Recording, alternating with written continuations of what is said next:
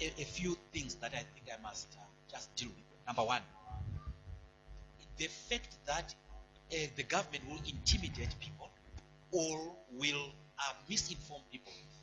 Yeah, or misinform people is not a good enough reason to reject the system. The government has been intimidating people. It has been misinforming people, even about the current voter registration program.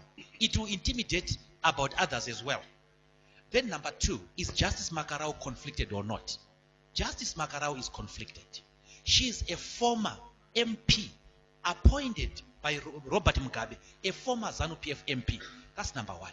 Number two, she is sitting on the Judicial Service Commission, and she is a judge of the Electoral Court. An electoral court that will be that can decide matters that are brought against her. So she is conflicted. Then lastly, why should we go and register to vote system? Then lastly, if we remove ZEC, then what? Yesterday, the political parties who were in the demonstration made a resolution and a petition. The resolution is that ZEC has failed the test as an election management body. It has failed the test of impartiality and independence.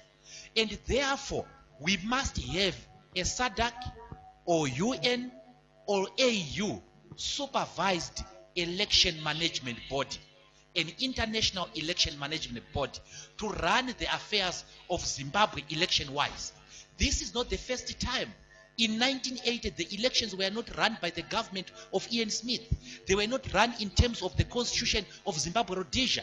We can have elections run by the United Nations. By the way, the United Nations, SADC, AU, do not compromise our independence, because Zimbabwe is a voluntary member of those groupings, and it is then bound by the activities of those groups. She said that because Justice Makarau is a former Zanu-PF member, that her position is compromised. And I look at this panel, and all of you have agreed that there is a coalition underway. Is it that you're saying that politically, someone is who they're originally from?